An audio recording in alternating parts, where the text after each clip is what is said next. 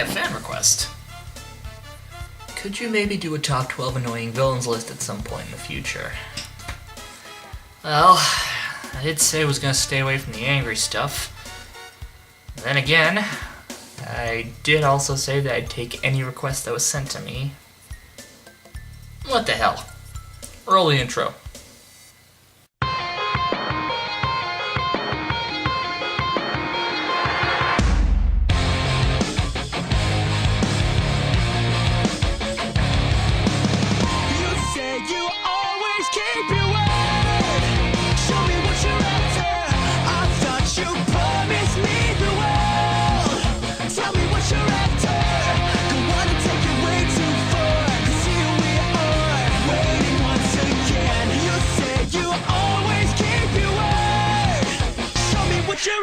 Just a little faster.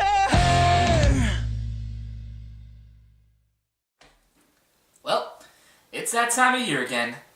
People coming together to celebrate their fellow man, families preparing for the holiday festivities, and a time of warmth and happiness for... Okay, you get where I'm going with this.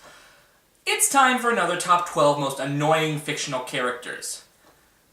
This time, however, I decided to give myself more of a challenge, so I will be focusing solely on all the poorly written villains we've had to contend with over the years. Really not much else to say other than that. So let's dive right in with... Number 12. Shuyin from Final Fantasy X-2. Okay, this guy really isn't that bad a villain. Hell, in some ways he's got a tragic, somewhat well-written backstory that does make me feel somewhat sorry for him. If not for one unforgivable downside. Yeah, long story short, this may or may not be Tidus, the annoyingly bitchy man-child protagonist from Final Fantasy X, and the number one pick for my most annoying characters list from last year. Spoilers? Number 11. The Green Goblin. Okay. This one's gonna need a little bit of clarification. I have nothing against the Green Goblin from the comics, or even Sam Raimi's Spider-Man trilogy, with the notable exception of Spider-Man 3, of course. My problem here is that this particular portrayal, as performed by Willem Dafoe, turns up the hamminess a little too much. Sure, a little hammy acting is okay every now and then. I mean, that's why I love the Dungeons & Dragons movie. But when that hammy acting is coming from the most infamous Spider-Man villain of all time, one that was directly responsible for the death of a main character, might I add, well, it just kind of takes away a lot of that villain's menace. That, and he has the most hilarious death scene ever.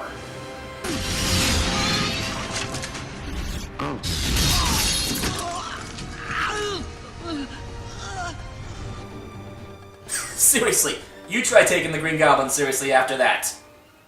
Number 10. Jacen Solo from the extended Star Wars universe. For those of you who don't know, Jacen Solo is one of Han Solo and Leia Organa Skywalker Amidala's children, who, like her grandfather, was turned to the dark side. And also like Grandpa Annie, he is a whiny little bitch. He constantly complains about how he deserves better, and how he does what he does for the sake of peace and sanity. And, unfortunately, given the fact that episodes 7, 8, and 9 have been announced, it's more than bloody likely that Jacen Solo will be making an appearance. God help us all. Number 9. The Fairless Levine of the planet Raxacoricophalopatorian. It's in my humble, I still haven't seen the classic series, so please get off my tits about it opinion, that no villain in Doctor Who history has drawn as much ire as the Levine. Mainly because of this now infamous scene. Excuse me, do you mind not farting while I'm saving the world? Would you rather silent but deadly? These aliens essentially represent the absolute worst of the Russell T Davies era of Doctor Who. Horrible comic relief villains that never once came off as threatening, and yet somehow almost destroyed the entire planet twice. Hell, Davies even had the balls to bring them back a third time for the Sarah Jane Adventures, one of 4 Doctor Who spin-offs, and the second of said spin-offs to feature former companion Sarah Jane Smith. Thankfully, it was just a one-off deal, and they haven't been seen or heard from since. Number 8. Eric Roberts as the Master. I briefly touched upon this in my Doctor Who review last month, but it bears repeating. Eric Roberts is a terrible villain. He's not the least bit threatening, he comes off more bored than anything else, and quite frankly, I've seen episodes of Adventure Time more threatening than this. In fact, the very reason I refused to refer to him as the Master at any point in that review was simply because he wasn't playing the Master. It was just Eric Roberts playing what Eric Roberts plays best. A douchebag. Number 7. The fal'Cie from Final Fantasy XIII. Okay, like my picks for Tidus and Shuyin, this choice doesn't have a lot of ground outside of a few reviews I've seen for Final Fantasy XIII. But again, these guys are friggin' terrible at their jobs! They capture people and force them to do a non-specific job, give you a hazy, nonsensical image as a hint, and then force you to complete this unknown task within an undetermined amount of time, or else you turn into a zombie. The kicker? They can talk. I am fal'Cie. My name is Spartandalus,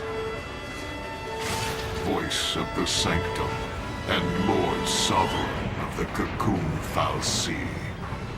So essentially, the entire story for Final Fantasy XIII is nothing but 60+ hours of pointless padding and filler because these guys decided to be annoying-ass dickwads and not just tell you what you had to do. I'm gonna go get something to drink. I'll see you at number 6. Number 6. Damon from Reboot. Okay, a little backstory. Damon was the main villain for Season 4. What makes her annoying? How do I put this gently? This character is cheap as hell. Now, some may argue that she was indeed a formidable villain, and the fact that she was never truly defeated shows just how badass she was. Well, that's all fine and dandy, but something about her character just felt off-putting. I don't know, maybe it's just because I have such a stigma against the 4th season of Reboot. Something I'll get into at a later date. Reboot vlogs, coming summer 2014. But I stand by what I said. Fuck Damon. Number 5. The Nightloks from Power Rangers Samurai. Okay, technically the way these villains behave has everything to do with the fact that Samurai is supposed to be a direct translation of its Super Sentai counterpart, Samurai Sentai Shinkenger, but let's put it this way. Unless your main villain's name is Rita Repulsa, complaining you have a constant headache makes your main villain look like a total bitch, and subsequently makes the Rangers look weak for having so much trouble defeating them. And then there's that whole issue about their evil plans making humans cry. Okay, maybe there was something deeper to that whole plot point in Shinkenger, but if there was, it was clearly lost in translation. Granted, the Nightloks and Master Xandred aren't the worst that Power Rangers has offered. To find out who that is, well, join me over at number 4. Number 4. Divatox from Power Rangers Turbo. Okay, those of you who have seen Power Rangers Turbo will understand this choice, but for those of you who haven't, here's a quick explanation as to why I put her this high on the list. She was a whiny, petulant little child that always bitched and moaned about how her overly complicated, easily foilable plans were always failing, and yet somehow, someway, she was the one to destroy the Turbo powers. As well as the Zeo powers, if you buy into that hoax that there were 5 lost episodes called Scorpion's Reign, but I digress. She was also the villainess responsible for the complete destruction of the original command center. Okay, yes, I know that Rita and Zed technically destroyed it right before Zeo began, but it fixed itself, so I'm not counting it.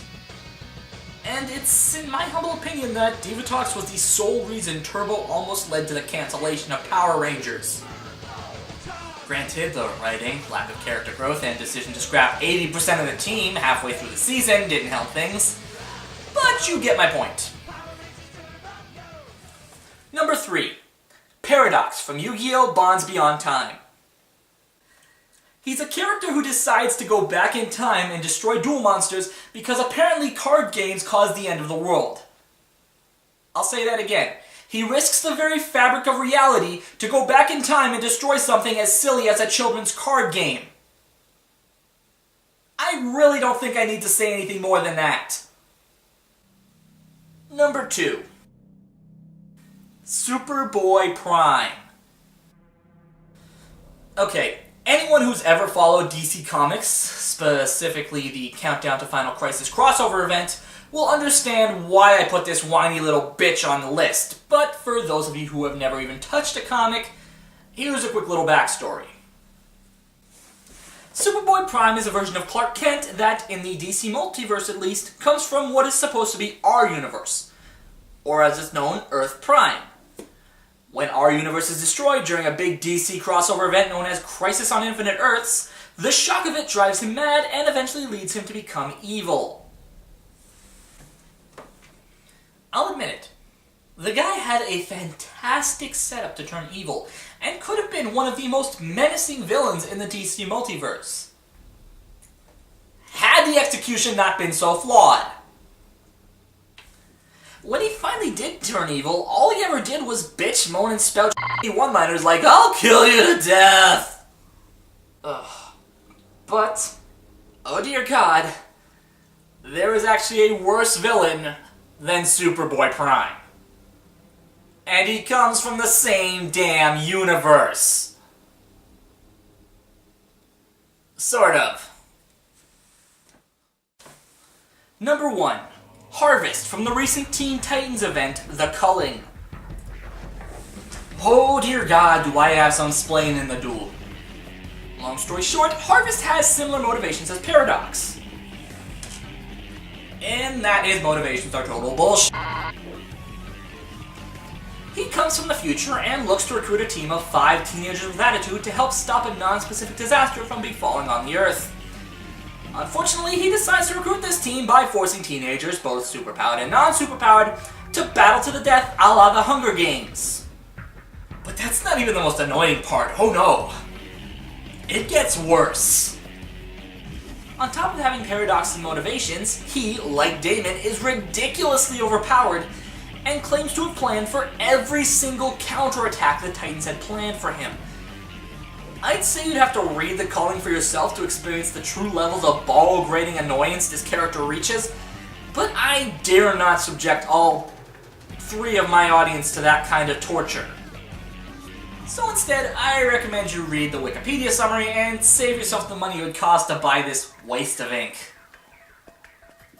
Okay, yeah, I actually do own a copy, but admittedly that's because I didn't start buying my own comics until after the DC reboot, and this was the first non-manga I bought for myself. You know what? That's a story for another video. Top 12 Guilty Pleasures, coming April 2014. So there you have it. My picks for the top 12 most ball-gratingly annoying fictional villains. Now, if you do have any problems with the choices I made, unfortunately, unless you got a Google Plus account, you can't really leave me your list in the comments below. Sorry, guys. Until next time, I'm... Oh gee, I wonder who that could be. Hello? Hey, Kira, long time no... Yeah, I'm not touching any Twilight clones until February. Wait, what? I've got a movie planned out for next month. Just let me do that one movie, and I will review any Twilight clone you give me, no questions asked. Okay, I guess I'll see you after your January review. Well then, I'll see you guys next year where I got one hell of a doozy planned.